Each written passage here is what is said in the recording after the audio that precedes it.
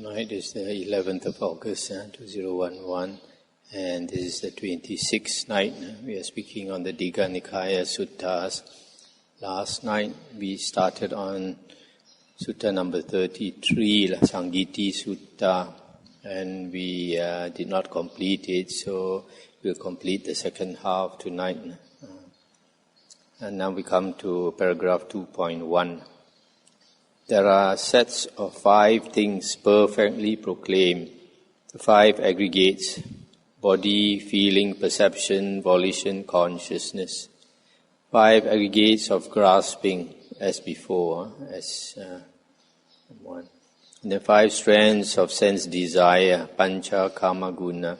A sight seen by the eye, a sound heard by the ear, a smell smelt by the nose, a flavor tasted by the tongue, a tangible object felt by the body as being desirable, attractive, nice, charming, associated with lust and arousing passion. Number 4, 5 destinies, gattiyo, hell, animal realm of hungry ghosts, or actually ghosts only, humankind, deva world. Number 5 kinds of begrudging. You can also call it avarice, meaning extreme greed. As to dwelling place, families, gains, beauty, and Dhamma. The 5 hindrances, number 6, sensual desire, ill will, sloth and torpor, restlessness and worry, and doubt. The 5 lower fetters, number 7, first, identity view, a doubt, attachment to rules and rituals. Number 8, 5 higher fetters, craving for the world of form, that means to be reborn there, craving for the formless world, conceit, restlessness, and ignorance. These 5 higher fetters, only the Arahant has destroyed. The Anagamin, the third fruition, he has destroyed the 5 lower fetters. Number 9, 5 rules of training: refraining from taking life, refraining from taking what is not given, refraining from sexual misconduct, refraining from lying, refraining from strong drink and sloth-producing drugs, alcohol. Number 10, 5 impossible things.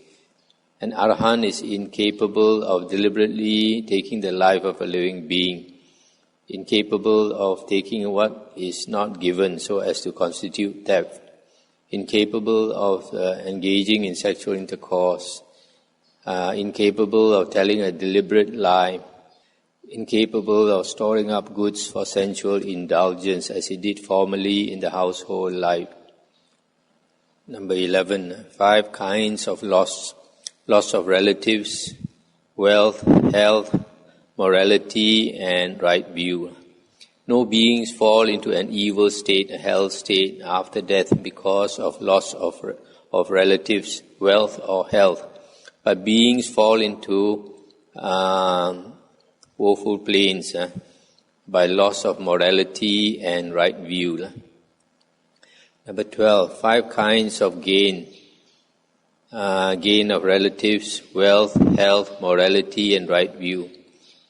No beings arise in a happy, heavenly state after death because of the gain of relatives, wealth, or health. But beings are reborn into such states because of gains in morality and right view. 13, 5 dangers to the immoral through lapsing from morality, as in Sutta number 16, verse 1.23. That means 5 disadvantages of not keeping the precepts. And then 14, 5 benefits to the moral through preserving morality. Things like you have a good reputation, you don't lose your wealth, you dare to face a crowd of people, reborn in a good place, And I think maybe at the moment of dying, you are not afraid. Number 15, 5 points to be borne in mind by a monk wishing to rebuke another. 1, I will speak at the proper time, not at the wrong time. 2, I will state the truth, not what is false. 3, I will speak gently, not roughly. 4, I will speak for his good, not for his harm. Number 5, I will speak with love in my heart, not with enmity. Okay, 16, 5 factors of endeavor. Here among A has faith, trusting in the enlightenment of the Tathagata. B, he is in good health, suffers little distress or sickness, having a good digestion that is neither too cool nor too hot, but of a middling temperature suitable for exertion. C, is not fraudulent or deceitful, showing himself as he really is to his teacher or to the wise among his companions in the holy life.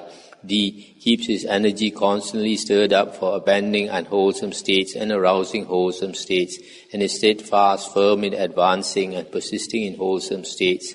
E, is a man of wisdom, endowed with wisdom concerning rise and cessation, with the Aryan penetration that leads to the complete destruction of suffering.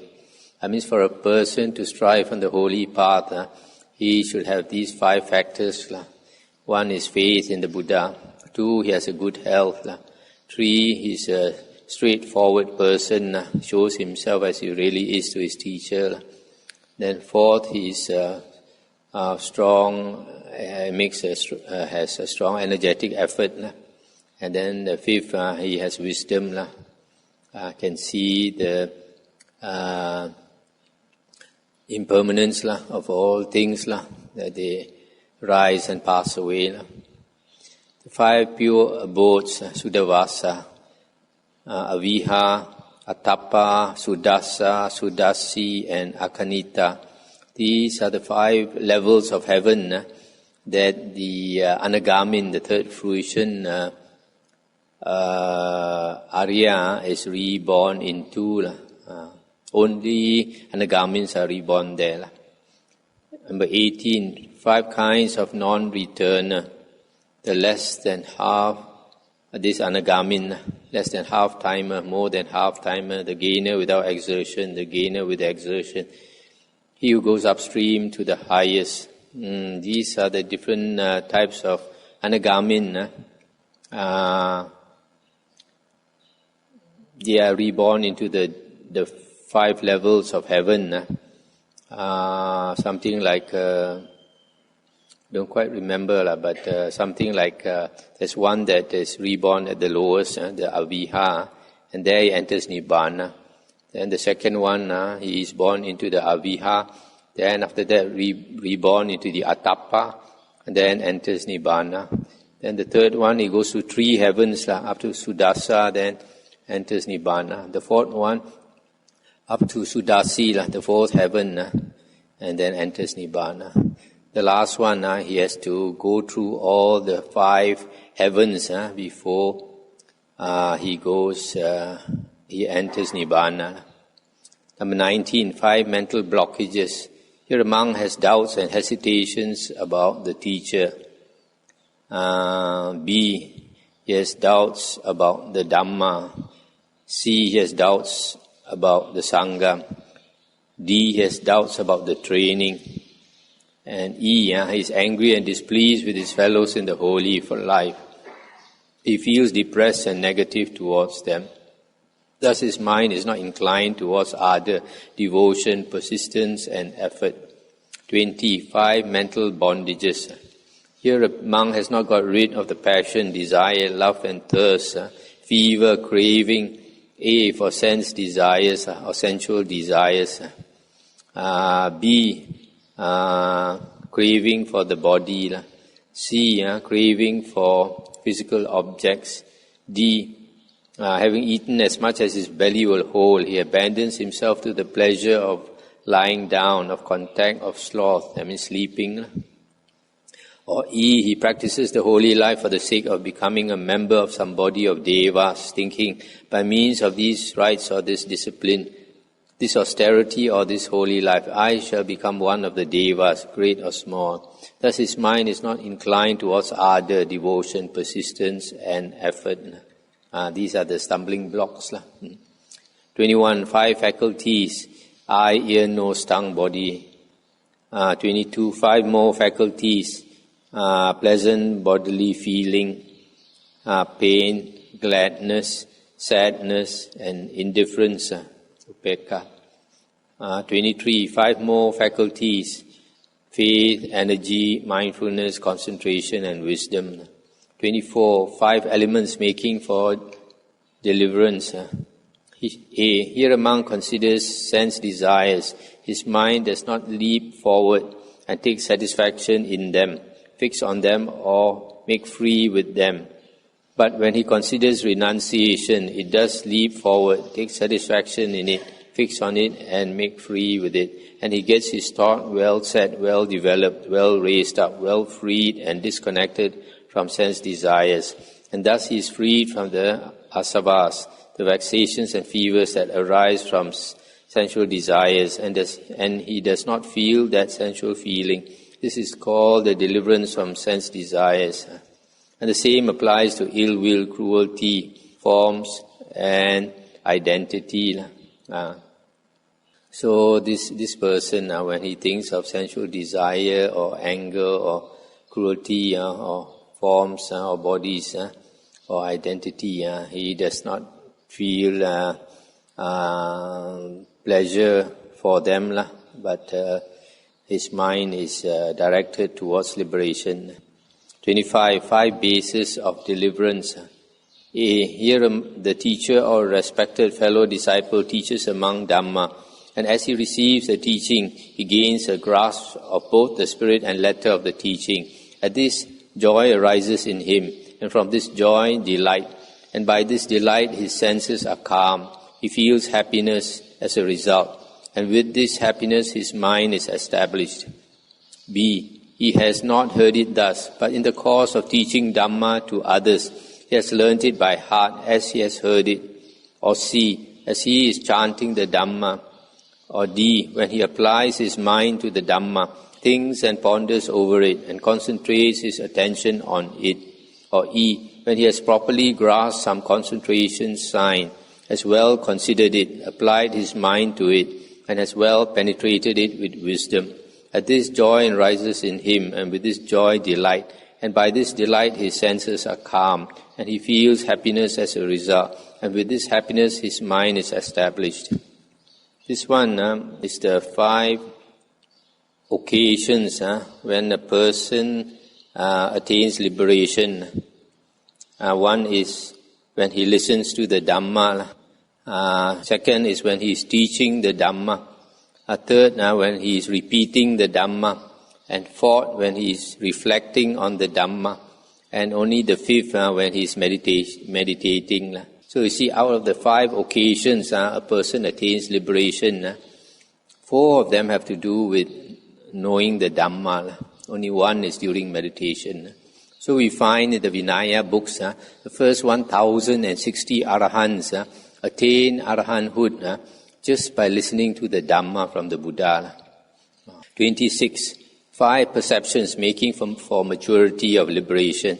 The perception of impermanence, of suffering in impermanence, of impersonality or no self in suffering, of abandoning or letting go, of dispassion, viraga.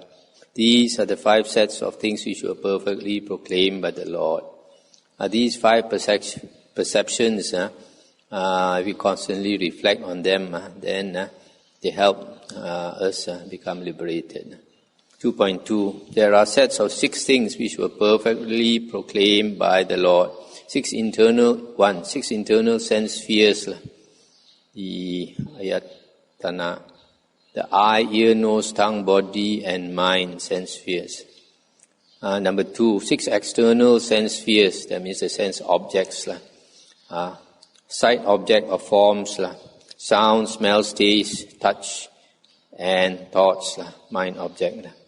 3, 6 groups of consciousness. The eye consciousness, ear, nose, tongue, body, mind consciousness. 6 groups of contact.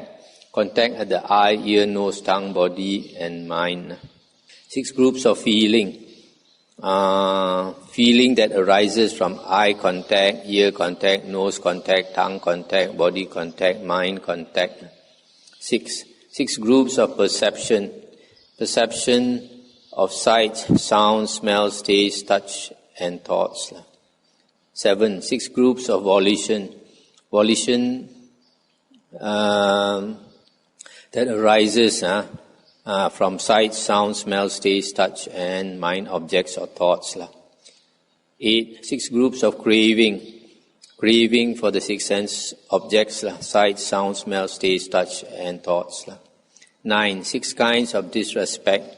Here among behaves disrespectfully and discourteously towards the teacher, the Dhamma, the Sangha, the training, in respect of earnestness and hospitality. 6 kinds of respect. Here among behaves respectfully, as the previous 9, 6 things. 11 6 pleasurable investigations or thoughts. When on seeing a sight object with the eye, on hearing, smelling, tasting, touching, knowing thought, one investigates or thinks of a corresponding object productive of pleasure. 12 6 unpleasurable investigations as productive of displeasure, same as the objects are same as in 11. 6 indifferent investigations productive of indifference or equanimity, upekkha, objects are same as in number 11. 14 6 things conducive to communal living, that means to harmony. As long as monks, both in public and in private, show loving kindness to their fellows in acts of body, speech, and mind. That's 3 already. Number 4, share with their virtuous fellows whatever they receive as a rightful gift, including the contents of their alms bowls, which they do not keep to themselves. Number 5, keep consistently unbroken and unaltered those rules of conduct, those precepts that are spotless, leading to liberation, praised by the wise, unstained and conducive to concentration, and persist therein with their fellows, both in public and in private. And then number 6, continue in that noble view that leads to liberation, to the utter destruction of suffering, remaining in such awareness with their fellows, both in public and in private. These are the 6 things that when people live together, they should practice for harmony. One is to show metta, loving kindness, by body language. Number 2, by verbal language. And number 3, to show loving kindness, to have loving kindness in the mind towards others. And then number 4, to share what we have. Number 5, to keep the precepts pure. Number 6, to have that right view. Number 15, 6 roots of contention or quarrel. A, here a monk is angry and bears ill will. He is disrespectful and discourteous to the teacher, the Dhamma and the Sangha, and does not finish his training.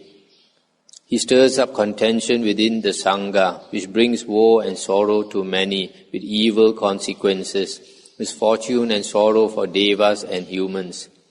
If friends, you should discover such a root of contention among yourselves or among others, you should strive to get rid of just that root of contention. If you find no such root of contention, then you should work to prevent its overcoming you in future. Or B, a monk is deceitful and malicious. Or C, a monk is envious and mean. D, a monk is cunning and deceitful. E, a monk is full of evil desires and wrong views. F, a monk is opinionated, obstinate and tenacious. If friends, you should discover such a root of contention among yourselves or among others, you should strive to get rid of just that root of contention. If you find no such root of contention, then you should work to prevent its overcoming you in future. 16. The 6 elements, earth, water, fire, wind, space, and consciousness. 17. 6 elements making for deliverance. Here among might say, A. I have developed the liberation by mind, Ceto Vimutti, of loving kindness, expanded it, made it a vehicle and a base, established, worked well on it, set it well in train, and yet ill will still grips my heart. He should be told, no, do not say that, do not misrepresent the Blessed One. It is not right to slander him thus, for he would not have said such a thing. Your words are unfounded and impossible. If you develop the liberation by mind of loving kindness, ill will has no chance to envelop your heart. This liberation by mind is the cure for ill will. This liberation of loving kindness is the cure for ill will. Or B, he might say, I have developed the liberation by mind of compassion, and yet cruelty still grips my heart. And similarly, you must tell him it's not possible. Or C, he might say, I have developed the liberation by mind of joy, and yet aversion still grips my heart. Again, you must tell him it's not possible. Or D, he might say, I have developed the liberation by mind of equanimity, and yet lust grips my heart. Again, must tell him it's not possible. Or E, he might say, have developed the signless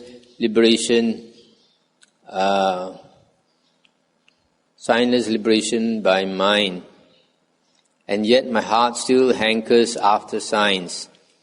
Again, must tell him it's not possible. Or F, he might say, the idea I am is repellent to me. I pay no heed to the idea I am this. Yet doubts, uncertainties, and problems still grip my heart. Again, must tell him it's not possible.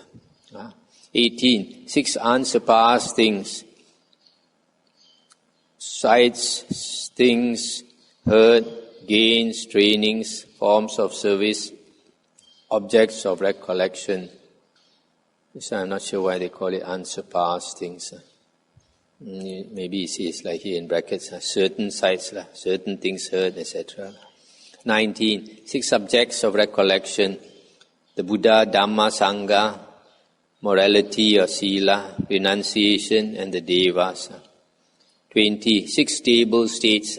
On seeing an object with the eye, hearing a sound, smelling a smell, tasting a flavor, touching a tangible, cognizing a thought with the mind. One is neither pleased nor displeased, but remains equable, mindful and clearly aware. So when 6 sense objects touch that person, his mind is in equanimity. So it's a stable state. 21. 6 species. Here A. One born in dark conditions lives a dark life. B. One born in dark conditions lives a bright life. C. One born in dark conditions attains Nibbana, which is neither dark nor bright. D. One born in bright conditions lives a dark life. E. One born in bright conditions leads a bright life. F. One born in bright conditions attains Nibbana, which is neither dark nor bright. This we went through before. Bright meaning in good circumstances, and dark means in poor circumstances. Lives a dark life means he creates bad karma. Lives a bright life means he creates good karma. 22. 6 perceptions conducive to penetration. The perception of impermanence, of suffering in impermanence, of non-self in suffering, of abandoning or letting go, of dispassion, and the perception of cessation. These are the sets of 6 things which were perfectly proclaimed by the Lord. 2.3. There are sets of 7 things which have been perfectly proclaimed by the Lord. 1. 7 Aryan treasures. Faith, morality, sense of shame, a fear of wrongdoing, learning or hearing the Dhamma, and then renunciation and wisdom. Number 2, 7 factors of enlightenment, the Bojjhangas. Mindfulness, investigation of Dhamma, energy, delight, tranquility, concentration and equanimity. 3, 7 requisites of concentration, right view, right thoughts, right speech, right action, right livelihood, right effort and right mindfulness. If you practice these 7 factors of the Noble Eightfold Path, then it will lead you to the 8th factor of the Noble Eightfold Path, which is right concentration. 4, 7 wrong practices. Here a monk lacks faith, lacks sense of shame, lacks fear of wrongdoing, has little learning, is slack, is unmindful, and lacks wisdom. Number 5, 7 Saddhamma, let's say 7 good states. Here a monk has faith, sense of shame and fear of wrongdoing, has much learning, has aroused vigor or energetic effort, has established mindfulness and possesses wisdom. Number 6, 7 qualities of a true man, that means an Arya. Here a monk is a knower of the Dhamma, of meanings, of self, of moderation, of the right time, of groups, of persons. 7 kinds, 7 grounds for commendation, for praising him. Here a monk is keenly anxious, A, to undertake the training and wants to persist in this. B, to make a close study of the Dhamma. C, to get rid of desires. D, to find solitude or seclusion. E, to arouse energy. F, to develop mindfulness and discrimination. G, to develop penetrative insight. 8, 7 perceptions. Perception of impermanence, of no self or non-self, of foulness or unattractiveness, of danger, of abandonment, of dispassion, of cessation. 9, 7 powers of faith, energy, moral shame, moral dread, mindfulness, concentration and wisdom. 10, 7 stations of consciousness, beings. A, different in body and different in perception. B, different in body and alike in perception. C, alike in body and different in perception. D, alike in body and alike in perception. E, who have attained to the sphere of infinite space. F, of infinite consciousness. G, of no-thingness. 11, 7 persons worthy of offerings. The both ways liberated, the wisdom liberated, the body witness, the vision attainer, the faith liberated, the Dhamma devotee, the faith devotee. Stop here for a moment. These are the 7 types of Aryans mentioned in the Majjhima Nikaya number 70, Chittagiri Sutta. And the first, the both ways liberated, is also called liberated by mind. And the second one, wisdom liberated or liberated by wisdom. These 2 are Arahants. And then the body witness, Kaya Sakhin. And then the faith attainer, Ditthipata. The faith liberated, Saddha Vimutta. It can be either the second fruit, third fruit or 4th path attainer, according to the Anguttara Nikaya 3.21. But the commentary says different. The last 2, Dhamma devotee and faith devotee, refers to the first path attainer, Dhammanusarin and Saddhanusarin. Number 12, 7 latent proclivities or tendencies, sensuous greed or sensual desire, resentment, views, doubt, conceit, craving for becoming and ignorance. 13, 7 fetters, complacence, resentment, and then the balance as in number 12. 14, 7 rules for the classification and settlement of disputed questions that have been raised. This one concerning monks only. disputes in the Sangha are to be settled by these 7 ways. Proceedings, face to face, that means in the presence of that person. B, recollection. C, mental derangement. D, confession. E, majority verdict. F, habitual bad character. G, covering over with grass. Just talk a bit on this. The first one, A, if you accuse a monk of some offense, for example, then you have to settle this face to face with him, in his presence. You cannot discuss his fault if he's not around. You have to call him in front of the Sangha and then question him face to face. B is about the Arahant. If somebody accuses an Arahant of a fault, then you can see that the Arahant has recollection or sati or mindfulness 24 hours a day. So Arahant is incapable of any fault. C, a mental derangement. Suppose a monk, he is mentally deranged. Then if he does something wrong, then the Sangha can say he cannot be faulted because he is deranged.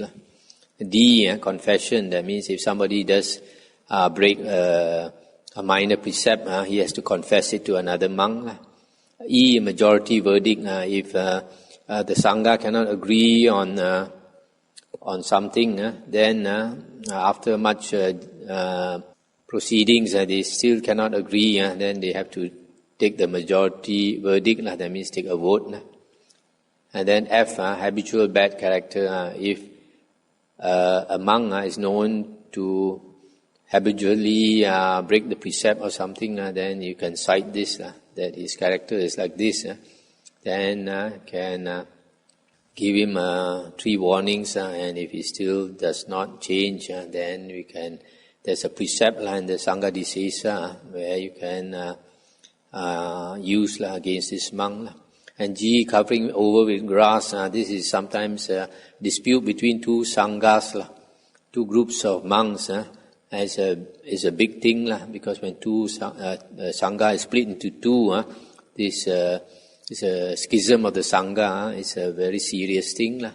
The monk who causes the schism of the Sangha, for the Sangha to split into 2 groups, can go to hell. So after much quarreling and all that, and they still cannot settle it, then they have to decide to cover over with grass. Forget about it. Don't quarrel anymore. These are sets of 7 things which were perfectly proclaimed by the Lord. So we should all recite them together for the benefit, welfare and happiness of devas and humans. Let's stop here for a while. Anything you all want to discuss so far?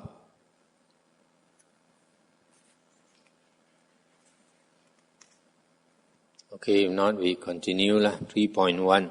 There are sets of 8 things perfectly proclaimed by the Lord. 1. 8 wrong factors, wrong view, etc. These are the reverse of the Noble Eightfold Path. And then number 2, the 8 right factors is the Noble Eightfold Path. Right view, right thoughts, right speech, right action, right livelihood, right effort, right mindfulness, and right concentration. Number 3, 8 persons worthy of offerings. The stream winner and one who has practiced to gain the fruit of stream entry. So the stream winner is the first path attainer, and the fruit of stream entry is the sotapanna.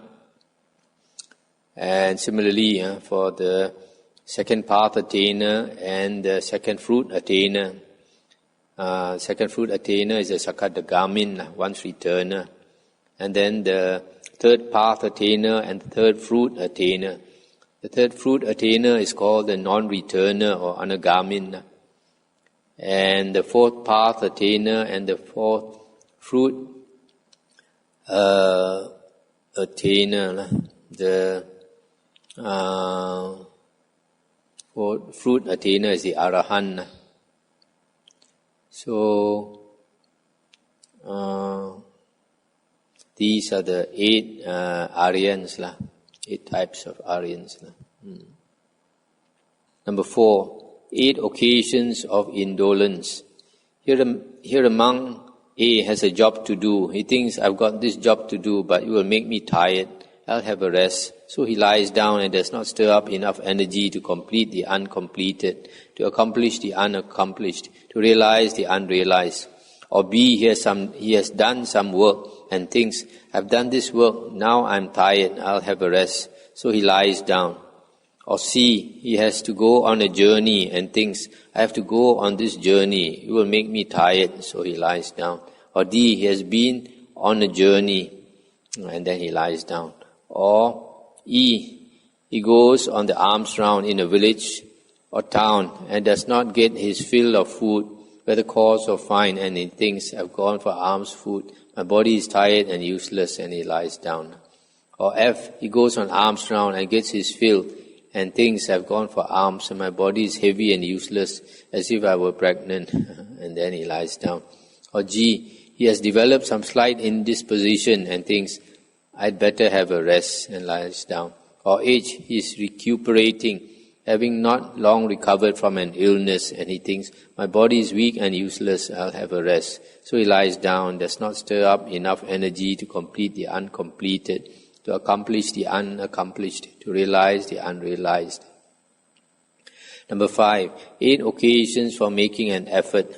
Here among A has a job to do. He thinks, I've got this job to do, but in doing it, I won't find it easy to pay attention to the teaching of the Buddhas. So I will stir up sufficient energy to complete the uncompleted, to accomplish the unaccomplished, to realize the unrealized. Or B, he has done some work and thinks, well, I did the job, but because of it, I wasn't able to pay sufficient attention to the teaching of the Buddhas, so I'll stir up sufficient energy. Or C, he has to go on a journey, and then he wants to stir up some energy. Or he has been on a journey, he thinks, I've been on this journey, but because of it, I wasn't able to pay sufficient attention, so he decides to pay more attention. Or E, he goes for alms without getting his fill and thinks, so my body is light and fit, I'll stir up energy. Or F, he goes for alms and gets his fill and thinks, so my body is strong and fit, I'll stir up energy. Or G, he has some slight indisposition and he thinks, this indisposition or illness might get worse, so I'll stir up energy. Or H, he is recuperating and he thinks, it might be that the illness will recur, so I'll stir up energy. Thus he stirs up sufficient energy to complete the uncompleted, to accomplish the unaccomplished, to realize the unrealized. That means to attain liberation.